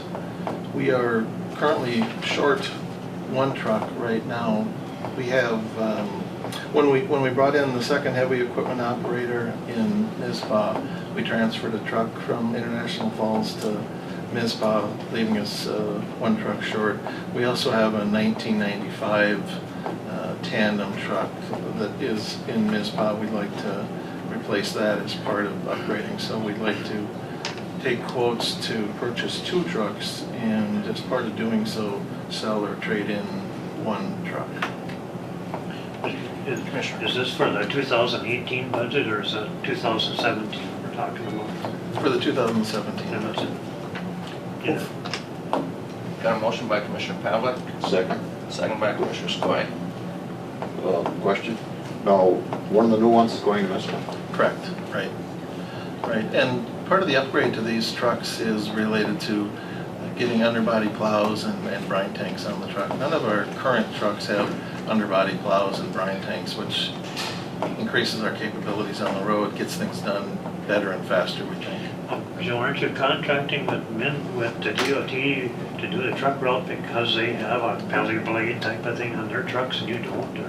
It's part of it. It's an excellent point. Part of what MnDOT offers is 24-hour service, which they have multiple crews that fill in around the clock. That's a great advantage given the way the truckers and the loggers are on that road during all odd hours. But right, in addition to that, the MnDOT plow trucks have underbelly and brine, so they can pre-treat the roads and they can apply down pressure with their underbelly plows. Commissioner Bryan.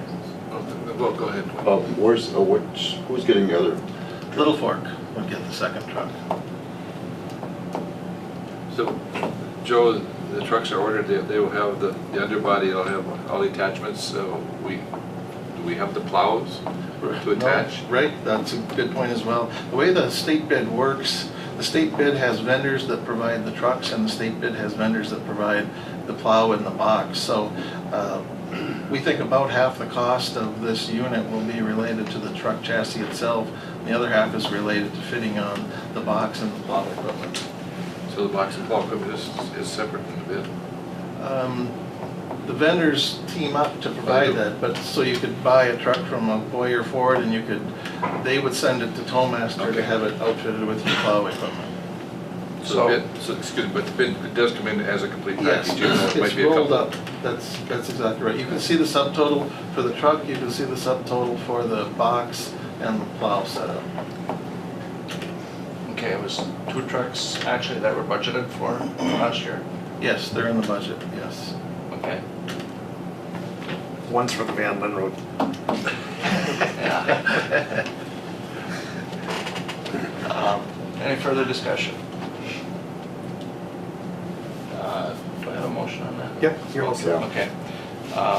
Hearing no more discussion, all in favor? Aye. Any opposed? Motion is carried.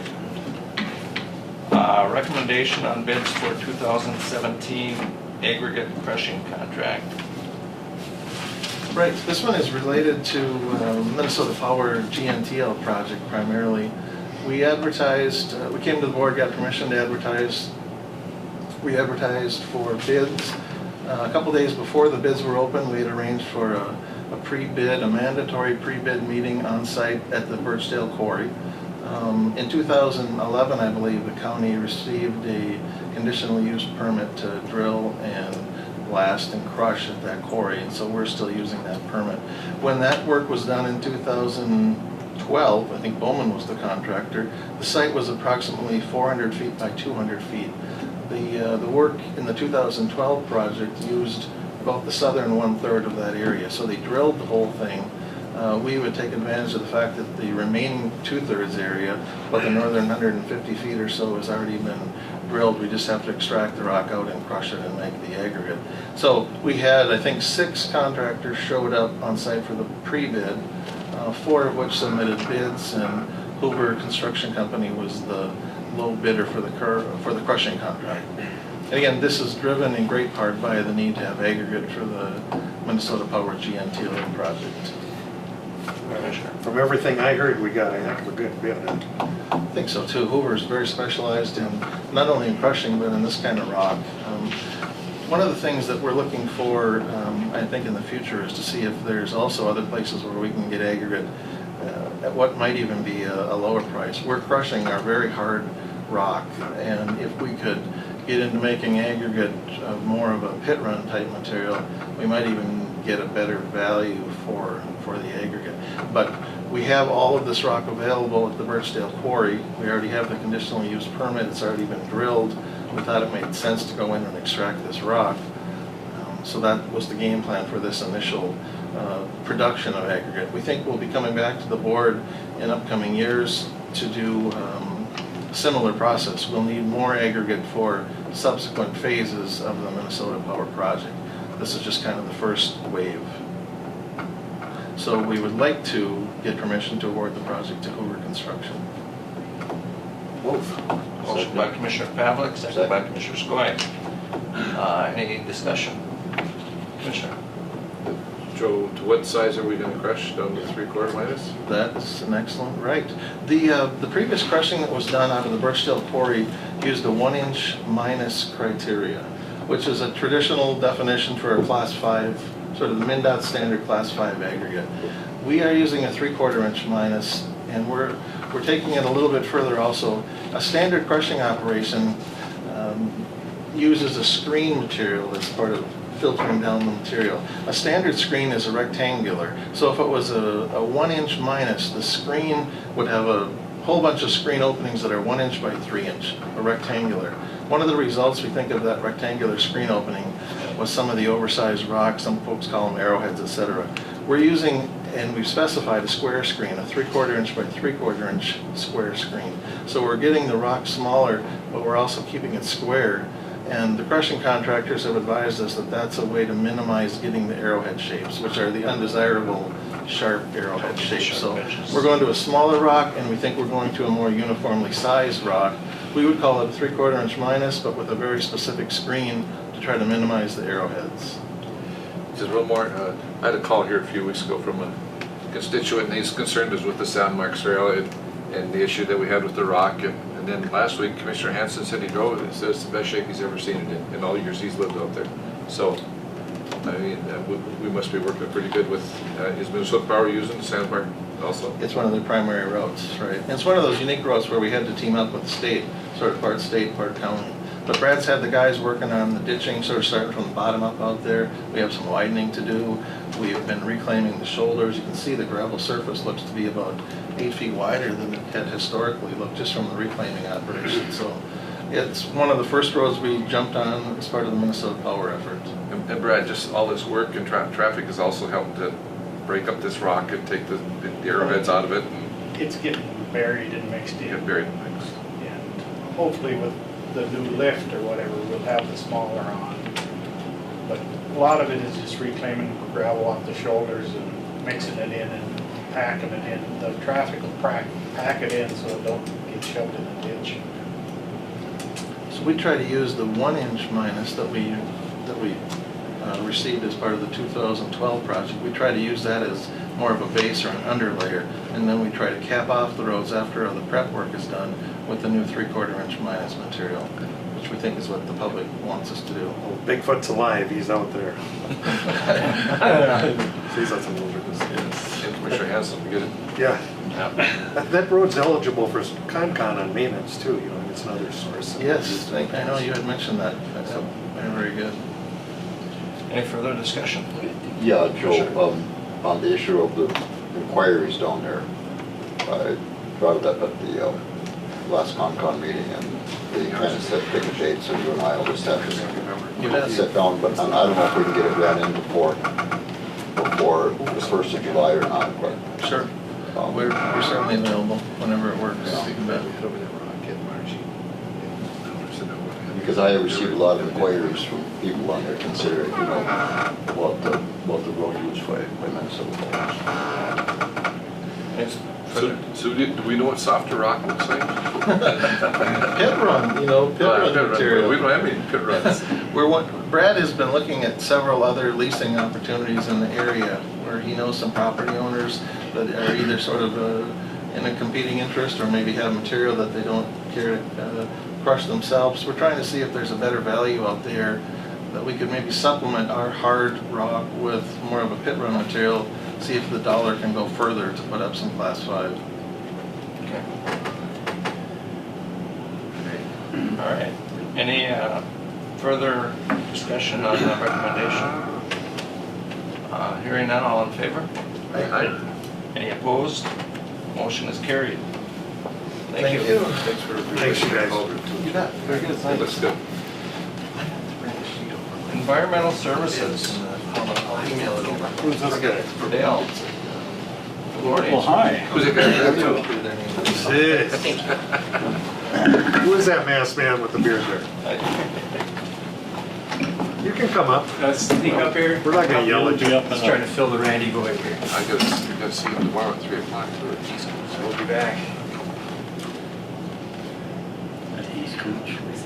Yeah, he's gonna be at East Cooch tomorrow at 3 o'clock, and then you and Randy both gonna be at the public hearing, or are you gonna do it? Yep, Randy will be here. I will be here. Okay. You and Randy and Dale are gonna be up front, and we're gonna be out in the audience, right? Yeah. Throwing eggs at us. Do you know everybody at the board here? I think so. I don't know if I met Wayne before. No, I never met you. You are? Jason Chop with SEH. Okay. Rob? Hi.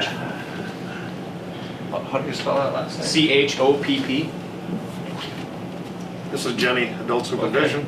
Jenny, Yep. we met at the Joint Powers meeting Yep. 2 weeks ago. A couple weeks ago, yep, down at Cook. So, yep. I've never seen him before, so. Yep. All right. All right, well, we will start out following the agenda that I got. And it's the first thing on this was the Island View Sewer Project Assessment Policy. And I didn't bring that in for a approval today, but I wanted to run it by you and make sure you were well aware of what our thoughts were for tomorrow night's meeting. If you haven't looked at it, basically the assessment is 2 parts. Assessment to the people will be, or businesses will be 2 parts. There's the backbone of the pipe going out, and then there's a part that goes onto their property. That'll be like 2 assessments but combined into 1. The policy gives them the chance to pay it off early if they wish. Right now it looks like we're going to get a interest rate of somewhere around 3%. We're not going to get the lucky 1% that Jackfish paid it, and we're not in the PFA program. But there's some information in here regarding parcels that are connected up at a later date, and that they have to pay the backbone cost and get it hooked up themselves, cover that cost if they have hire East Cooch to do it or whatever. Breaks it down into EDUs, charges per EDU, things like that. one big change that I would like to make on this one right now is to remove all the dollar amounts, because we don't have that positive dollar amounts. This was put together back late last year, and we were just assuming $80 per EDU. So for the public meeting, I would like to take those numbers out and put a range in there. We've been telling the commercial operations, we've been visiting each one and telling them between $80 and $90 per month per EDU.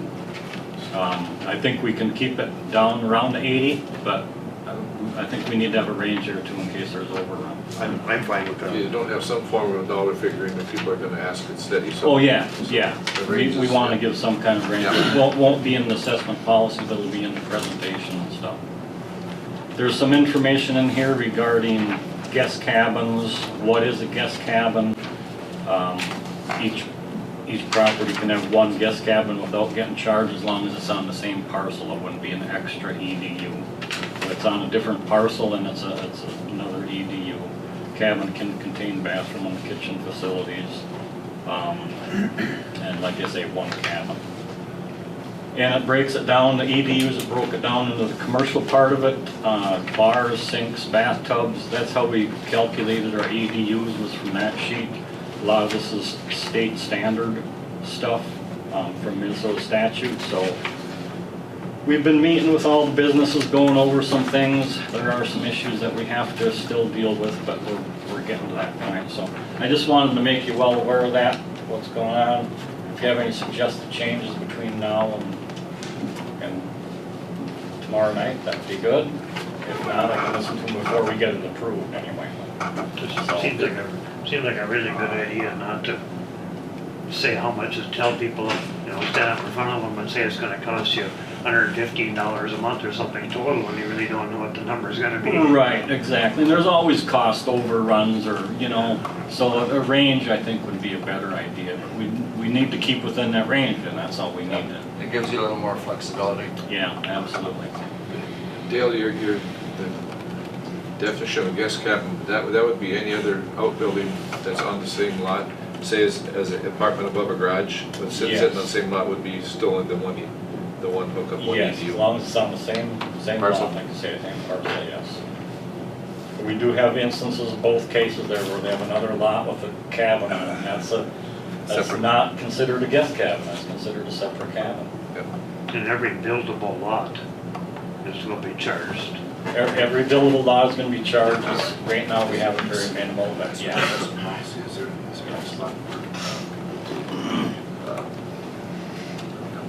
Okay. Any action we need on that, or? No, just informational stuff. It should be. I didn't read the whole thing. Dale, is the appeal process in that assessment policy, or is that something separate? I think the appeal process is something separate. Because this will be the basic guidelines to follow, kind of like, and we will get public input on this before it's approved. Yeah, that's what the public hearing will, okay. Yeah. Because we had some disagreements on that in the last assessment. Disagreements. Oh, yeah. We don't want any of those. No. I know you'll have them all taken care of before they ever come here. Yeah, well, we've been dealing with business people. It's been a fun time. Remind me, I gotta talk to you before I go. Okay, next thing that I have is, Are you gonna be up here tomorrow night? Yes. Okay. is a few contracts that we have to get straightened out. I did forward all these on to Jeff, and he had a chance to comment on them before he took off to his cabin. And then Molly followed up with some other comments and corrections or changes. So I think we have them all in line. Starting out with Braun Intertech, there was a couple minor changes from the one that you got. There's a couple minor changes in there. I have the new ones here, so, but it was just more wording than anything. It wasn't really anything to do with their costs or anything like that. Did we use them last time? We use them for, they're well known for their concrete testing and soil compaction, soil testing, stuff like that. It's kind of a side contract to SEH. They will be used a lot during the construction of the big tank for the concrete and stuff there. And that, they had a different contract, a separate contract from SEH, and it was about 38,000 Correct. something. Yeah, so this will be for on-demand materials and quality control testing, concretes, asphalt when needed, things of that nature. As the project progresses, they would be called upon to do that testing work. I thought our engineering company was gonna just throw that in. Well, I did too, but you know, the dirty bums guess we're- after you get them so far. I know, they I just take it down. can't trust anybody. Well, at this point, they've got us with their back to the wall. We'll have to, go with the motion. So yeah, motion to approve that one, if we can, please. Motion, yeah. Motion by Commissioner Pavlik. Have a second? Second. Second by Commissioner McBride. Discussion. I'm just looking, Mr. Chair, that, you know, the dollar amount for probably what we're gonna get out of it is very reasonable. Yeah. So on that one too, yeah. Because they're gonna essentially be on call. Yeah, yeah. So they're gonna come from Hibbing or Duluth and drive up and who knows how many times they have to have back and forth. Yes, I think it's very reasonable. Correct. We worked with them. They started with a very large scope of services, and we worked with them with what we felt was the most reasonable for this project and expectations. And they feel comfortable with it. We feel comfortable with it. So. You gotta have it, so. Yep. Any further discussion? Hearing none, all in favor? Aye. Any opposed? Motion is carried. Preferred controls contract. That next contract is Preferred Controls. That's just a short 45-page agreement there. You read it all right? Yeah. Did Molly look at this? Yeah, Okay. yeah, I actually gave it to Jeff and he commented on it. He says, out of the three, I like that one the best, even though it is the longest. Well, take a weekend to read it. Yeah, there might be one change in there where it said North Dakota has to be changed to Minnesota, but other than that, he liked that. And what this one is for the SCADA, the computer system. I don't know if you can explain that better than me, probably. Yeah, just the new facilities, when they're put online, they have to be able to communicate back to East Cooch system, and so everyone can read the monitoring of the pump stations, the EQ tank, the odor control system, things of that nature.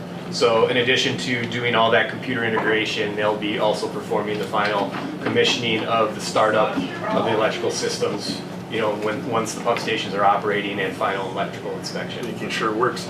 Yeah. So they'll incorporate this into our existing system. Correct. Okay. So we set this up for them to direct hire with you, so that it's really, instead of them working for the contractor, it's going to be working hand in hand with you when you're starting to work the bugs out of the controls. There'll probably be, East Cooch will be more involved there. All right. So that contract is for $155,000. That's included in the soft cost estimates when we look at spreadsheets later on, so. Okay. Wishes of the board. Move. Motion by Commissioner Pavlik. Second by Commissioner McBride. Discussion. Hearing none, all in favor? Aye. Any opposed? Motion carried. All right, then we have another contract, or a couple options for a contract. This one is pretty questionable whether we should approve it or not, but it's for SEH. And they gave us two options here. One is for one primary inspector on site. And I think that we gotta go with that at the bare minimum. That would be having one primary inspector. The option with that one would be for Koochiching County to hire a second contractor, or a second inspector, excuse me. And we've talked about that. We haven't gone forward with it. We kind of didn't know if we had a project, so I didn't get too involved in that yet. But I don't know if we want to keep that option open or not. The second part of this is, that one was for $582,000. That includes all the, what page are we on? All the inspection requirements and administration requirements for construction, and then the closing out of the construction. Make sure everything was done properly. And correct me if I'm wrong, Jason, but with both of these contracts, then SEH will assist for a 2-year period Correct. The way we have the, so as everyone knows, we've bid 2 construction contracts that be working simultaneously, but they'll have different completion dates. So the way the contract's set up is once the contractor completes his work, final payment is issued.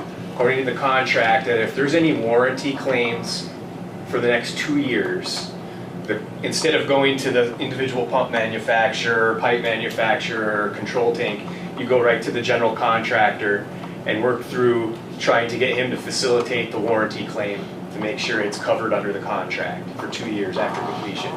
So what we did is I gave you a project closeout, so at any time during that 2 years, if the county needs assistance to pursue that warranty claim, that we would assist you on an on-call basis to get the questions answered, remind the contractor, remind the manufacturers of their contract conditions to make sure someone comes up and gets the issue rectified. So that was the third task we put on in these contracts is closeout services. If you guys elect that, you decide you don't want us to do it, we won't. It's on an hourly basis. We only do it when called upon. There may be little warranty issues that come up that you solve yourself, but there may be ones that are just a little too complicated and you want some assistance for. So strictly as needed though? As needed, correct. And I state that in the contract. And then to build upon what Dale said, I presented 2 contract options. One, all of them are the same. The only difference is one has one full-time person that would try to oversee 2 construction contracts, 2 contractors working 2 different schedules. The other one, that was under the assumption that the county was going to come up with a secondary person at a role to be defined later to help out. Because this is a lot of construction work to oversee with just one person. The second contract, which is slightly higher in value, has that same person, but then during the peak construction months, so like potentially this fall and all of next summer, when construction is at its full force, as needed, we would bring a second person out to assist. I've estimated that to be pretty much full-time in the summer months, based upon typical construction schedules up here. Again, we would do it as needed, but we feel that this is a lot too much for one person to cover, but I wanted to be cognizant of your budgets and whether or not the county is available to come up with an additional person. I don't know where you guys are at on it, but just kind of leave it out there for you guys to make a decision on. Sure. Before we make a decision on that, I think we should have that conversation with Joe because he's been involved in this and he and Brad had some ideas on that. I don't know whether it's feasible or not. Certainly it's less expensive, because money is an issue, or it certainly was when we were talking about this. On the other hand, during peak construction, no matter what, it's a lot for one person, I understand that, but the rest of the year it's slower. Yeah, so I mean, it's really up to you. I mean, if you wanted to approve the larger contract and then amend it later to remove it, if you found somebody, that it's really up to you. I'm not gonna ask a second person to come on site without the county approval. And I did talk to Joe. I mean, we did discuss this. I think we both pretty much strongly agreed that we need the main inspector from SEH there. There was still a little bit of leeway whether we wanted to try to save a little bit by getting our own second inspector. But there's only $95,000 difference between the two, and the second inspector I think was $60-some an hour. So if we hired one, we'd probably be paying them $40. You know, you'd consider $20 an hour maybe for 3,000 hours or something. We might be able to save 50,000, possibly. I think that would be the maximum. We'd also have to look at the insurance issue and stuff like that goes with it. So the other thing I think that Jason should probably touch on is that the construction administration is a lump sum. The inspection is hourly, and they got an estimate number of hours, as they calculate out to about 18 months. If it goes beyond that, we have to come back and talk to them again. Hopefully it won't go beyond that. But another other part of that is that if the contractors are cutting brush or something like that, and they don't need an inspector on site, he's not gonna be sending them out. So, I don't know if you wanna expand upon that or not, Jason? Yeah, really the difference between the contracts again is the inspector time, RPR time, and that's on an hourly basis again. So if the second person isn't needed, or even our primary guy isn't needed, I'm not gonna have him, he's not gonna be here, he's not gonna be charging you. So that's just a max, a cap that we put on that amount, and we may finish under it, depends upon how things go. Do you, or if I could, Mr. Attorney, do you have staff on board that you can allocate like that? Yeah, essentially, we're gonna have one person dedicated, and if the construction shuts down on both contracts for some reason, he's not gonna be here. And then when we get the 2 construction schedules in from contractor A and B, we'll evaluate them, and based upon where they're working, how often they're working, I'm gonna assign a staff. Based upon the option with the 2 individuals, I will put in my schedule to have somebody dedicated, more than likely to be that second person, for sure for next summer. And then I'd have to have them lined up periodically for this fall, but based upon what I'm expecting to see is there's gonna be a need for that second person all of next summer, and I will have somebody. And I suppose it would make your life much easier if they were taking care of it. Well, I think it would in the long run. I mean, I don't have a problem with, you know, looking at this, like you said, approve the bigger one with the option to amend it later. If we talk to somebody and we think they would be good and we could get a deal, you know, we have talked about names before, and I don't want to bring any up, but, you know, we could, as long as that option stays open for now, I'm okay with that. We do have one person that we're all comfortable with, certainly has expertise, but don't even know if he'd be available, so I'm okay with the whole contract, that as long as we can look at it if that came up. Jason, you're gonna be the project manager? Yes, so now that we're transitioning to construction, Randy is passing this off to me to manage during construction. So I will be the one coming up here at least every other week. During construction? Yes. From now until construction ends, essentially? Correct, unless you fire me. Well, you'll get so, after being here that long, you'll want to move from Ely right over here. It's possible. So you want that approval on the larger contract? Yeah, with the option to, you know, provide our own inspector at a later date. And SEH is okay with that option in there? We'll sit down and figure out who that person is, and we'll work something out with you. Yeah. If that's the county's desire. I'll second Brian's motion.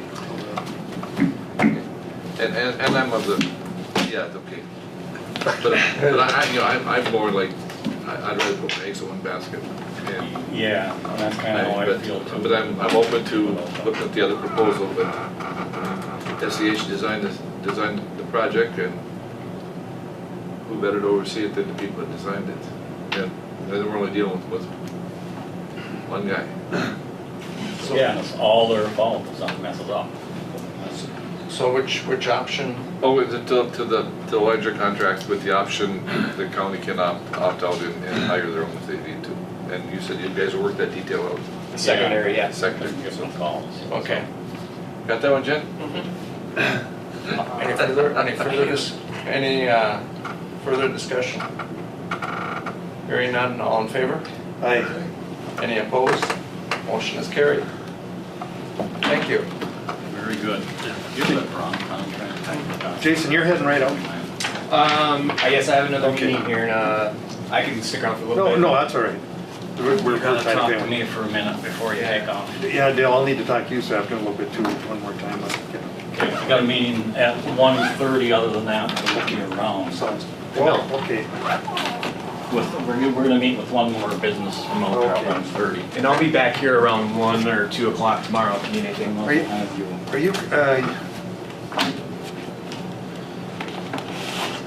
we got a meeting tomorrow? Where are we tomorrow? Public meeting. Oh. Koochiching, or Thunderbird. No, during the day. Oh, during the day. You gotta go to Grand Rapids. Because there's 2 parts that's in your contract.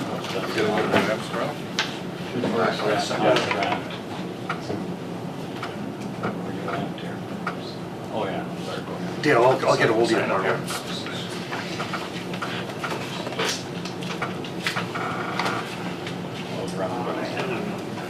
More concerned about how you're doing. Some days. Okay.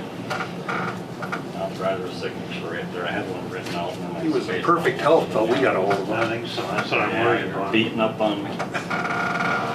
Yeah. Too hard on him over the years.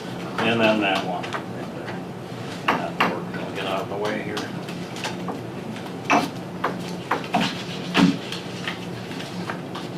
There you go. Thank you very kindly. Thank you, Yeah, Dale. thank We'll you. talk to you guys. Dale has put a. You can swing by later if I'm in there. Okay, Dale's put a ton of work into this one, thank you. Okay, it's time for public comment. If there's anyone here for public comment? No one here for public comment. I'll ask for a motion to adjourn. Motion by Commissioner Pavlik to adjourn, second by Commissioner Nordby. All in favor? Any opposed? Motion is carried. Meeting's adjourned.